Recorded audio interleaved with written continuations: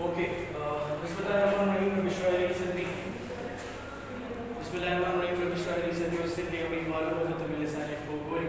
उम्मीद करते हैं कि आप सारे खैरियत से होंगे। आज आप मुझे देख रहे हैं मेरे चैनल के ऊपर शहरों अब्दुल्ला के नाम से हमारा चैनल है, और उसमें कॉलेज में हम लोग खड़े हुए हैं और लेक्चर जो हम लोग कर रहे हैं that is chapter number 2 FSc की फिजिक्स से सेकंड ईयर की करंट इलेक्ट्रिसिटी के ऊपर हम काम कर रहे हैं।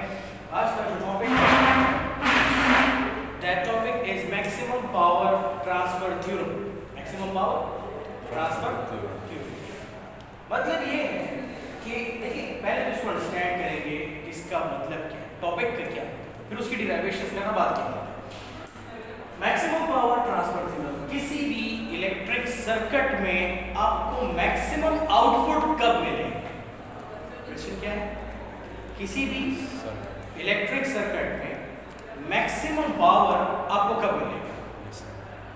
मैक्सिमम पावर कब मिलेगा? सो उसके लिए करनी है हमने डेरिवेशन। चलिए कुछ इंट्रोडक्शन करते हैं।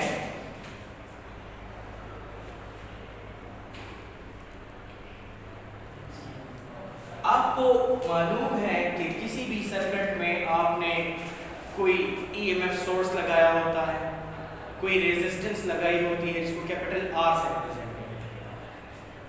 अब जो वोल्टेज सोर्स या ईएमएफ सोर्स आपने लगाया है उस ईएमएफ सोर्स के अंदर भी कुछ इंटरनल रेजिस्टेंस होती थी जिसको स्मॉल आर से रिप्रेजेंट करते थे, और सर्किट में कुछ एक्सटर्नल या लोड रेजिस्टर्स भी हम लगाते हैं इसको कैपिटल आर से रिप्रेजेंट करते हैं।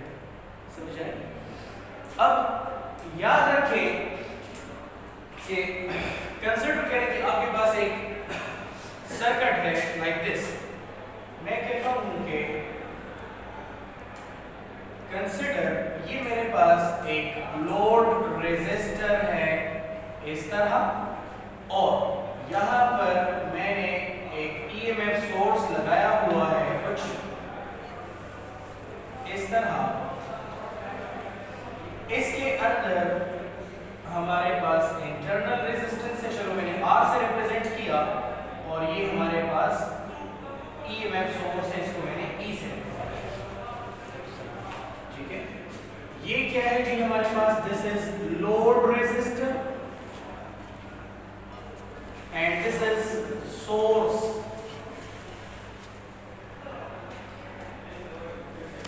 रेजिस्टेंस या रेजिस्टर, दोनों आप कह सकते हैं। देखिए क्वेश्चन ये है ना कि अगर इस लोड रेजिस्टर, ये जो लोड रेजिस्टर आपको नजर आ रहा है,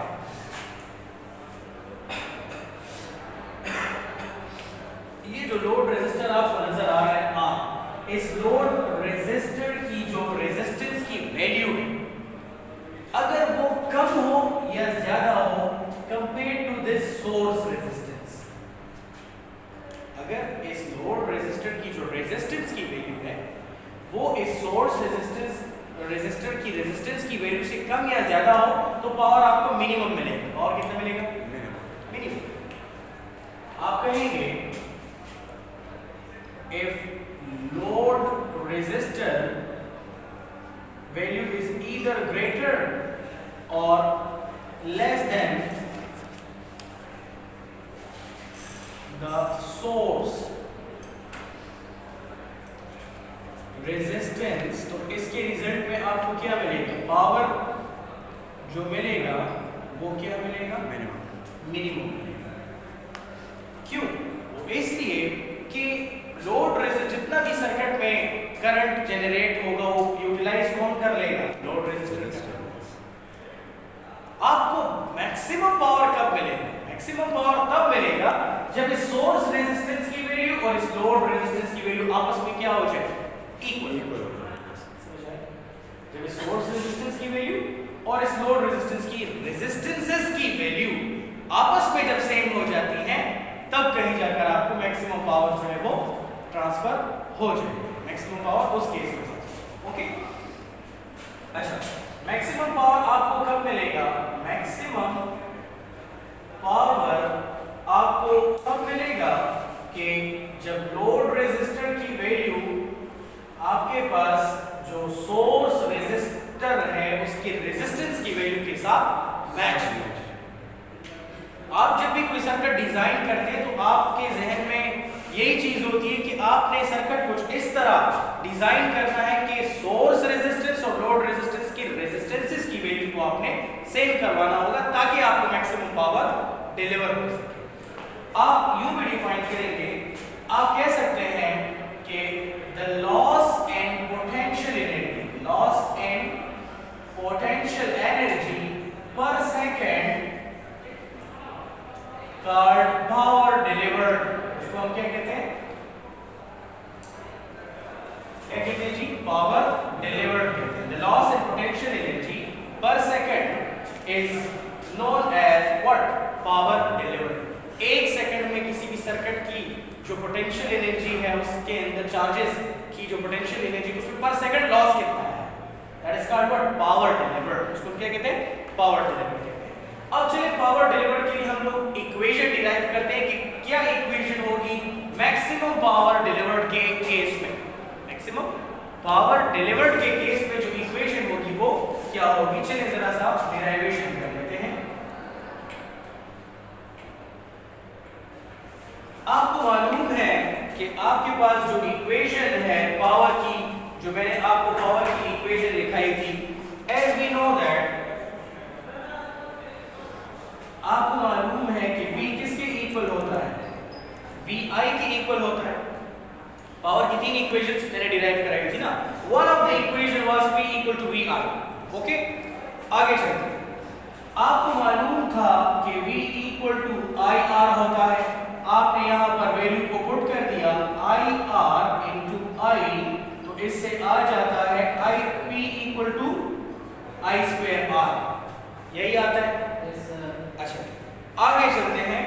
आपको ये भी मालूम है कि V इक्वल टू IR होता है, या इसको मैं यूं भी लिख सकता हूं E equal to I into capital R, या इसको अगर मैं यूं लिखना चाहूं I equal to small I equal to E divided by R। लेकिन हम तो जिस सर्किट की बात कर रहे हैं उसमें तो internal resistance of the source भी शामिल है। Internal resistance of the source वो भी शामिल है। लिहाजा अगर मैं इसको यूं लिख लूं I equal to E divided by R plus small r, दोनों मैंने लोड रेजिस्टर और इंटरनल रेजिस्टर दोनों को कंबाइन किया, ठीक है। चलिए अगर मैं यहां पर पुट कर लूंगा इसकी वैल्यू को तो ये कुछ ऐसे हो जाएगा। Step 2, putting value of I की जो वैल्यू है ये वैल्यू उठाकर मैं कहां पर पुट करूंगा, इस जगह पर मैं पुट कर दूंगा। कौन सी जगह पर? इस जगह पर मैंने किसकी वैल्यू पुट करनी है? I की वैल्यू पुट करनी। इक्वेशन जो आपको मिलेगी वो कुछ इस तरह से, P is equal to E divided by R plus small r whole square into capital R। इस तरह आपको मिल जाएगा पावर की इक्वेशन, कुछ ऐसे ही आ जाएगा। मैंने क्या किया, मैंने I की वैल्यू को उठाया और यहां पर पुट किया। यस बेटा, यही इक्वेशन आ जाएगी। चलिए ये स्क्वायर हम ऊपर नीचे नॉमिनेटर और डिनोमिनेटर दोनों को दे देते हैं। It will become R plus small r whole square into capital R, ऐसे हो जाएगा। अच्छा, मुझे एक बात बताइए, आपको एक फॉर्मूला पढ़ाया गया था कि a plus b whole square equal to a square plus b square plus 2ab, यही पढ़ाया गया था। यस, यही पढ़ाया गया था। अगर मैं इस तरह करूं, अगर मैं इसके साथ adding and subtracting 2ab, adding and subtracting 2ab, इस राइट साइड के साथ मैं 2ab को प्लस भी कर लूं और सबट्रैक्ट भी कर लूं, तो कोई फर्क पड़ेगा? कोई फर्क पड़ेगा? अगर मैं 2a को ऐड भी कर लूं सबट्रैक्ट भी कर लूं, तो ये हो जाएगा a square plus b square. 2ab तो ऑलरेडी इनके पास है, मैंने क्या किया, मैंने प्लस 2ab एक्स्ट्रा लिखा और माइनस 2ab एक्स्ट्रा लिखा। एम आई राइट? यस सर, सही कह रहा हूं। अच्छा, मुझे एक बात बताइए, अगर मैं इसको यूं लिख लूं कि a plus b whole square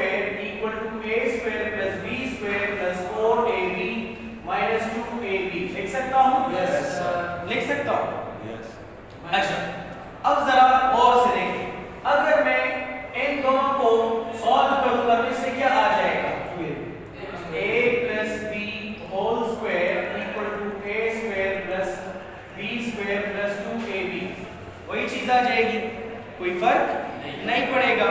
अच्छा, अगर मैं इसको इस साइड पे शिफ्ट करूंगा,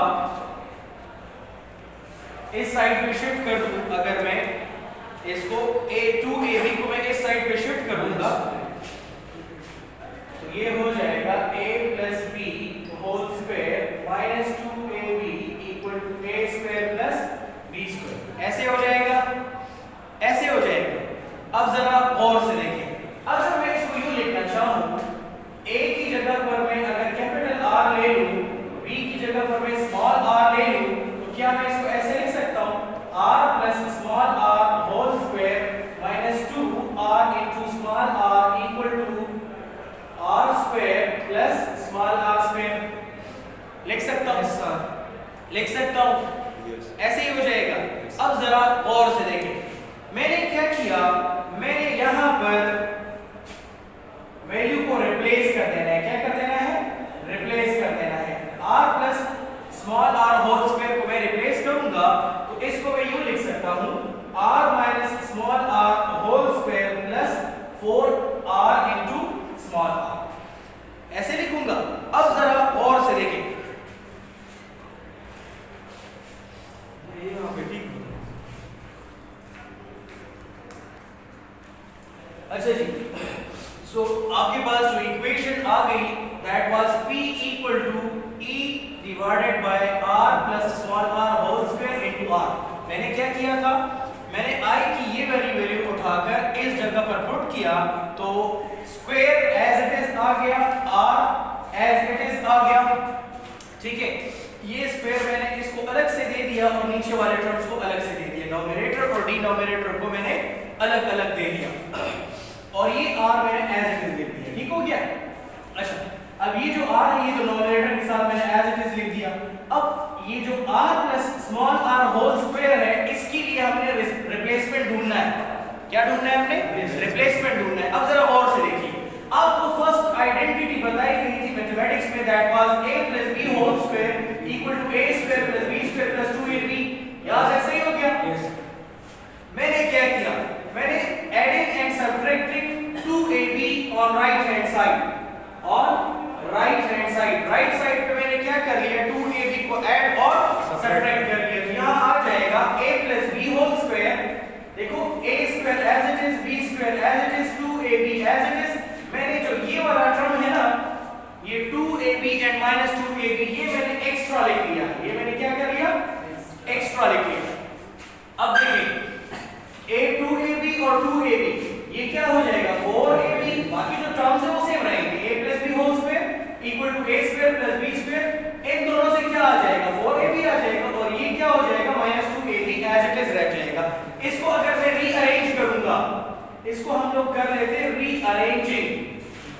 जब आप इसको रीअरेंज करेंगे तो ये ऐसे हो जाएगा, a plus b whole square equal to a square plus b square minus 2ab plus 4ab।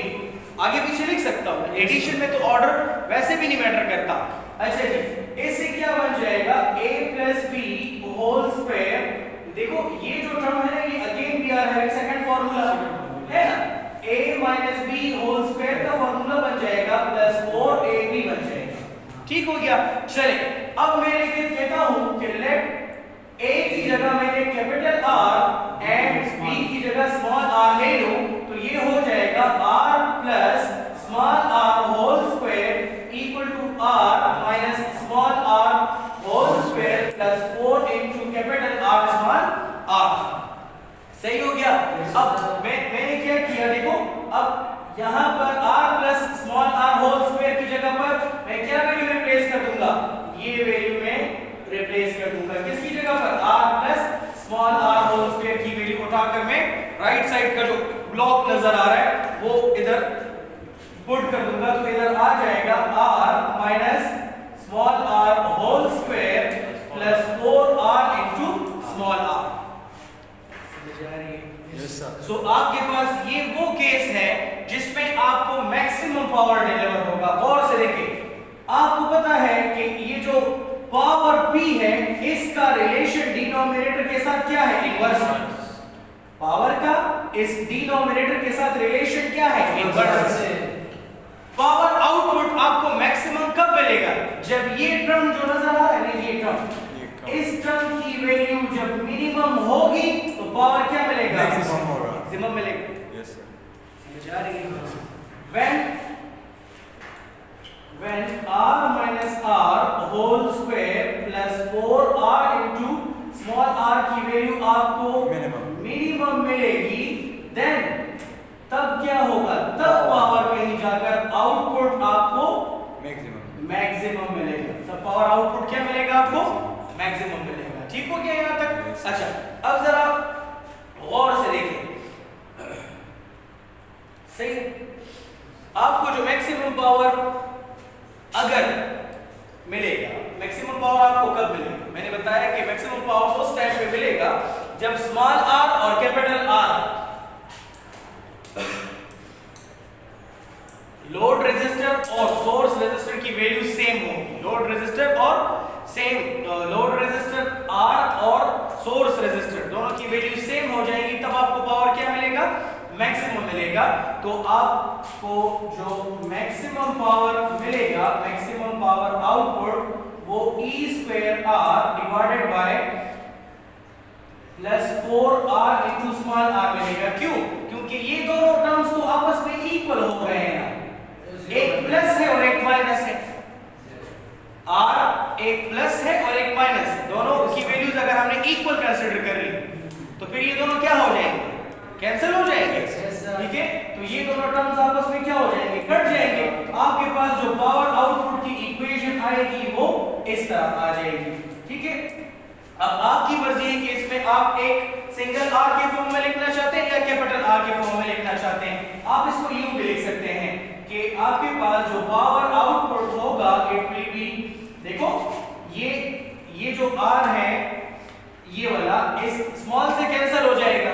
ठीक है, आपके पास जो इक्वेशन आ जाएगी it will be E² divided by plus 4 into small r। ये इक्वेशन भी ठीक है, एंड आप चाहो तो इसको आप यूं भी लिख सकते हैं कि P out power output equal to E² divided by plus 4 into small r।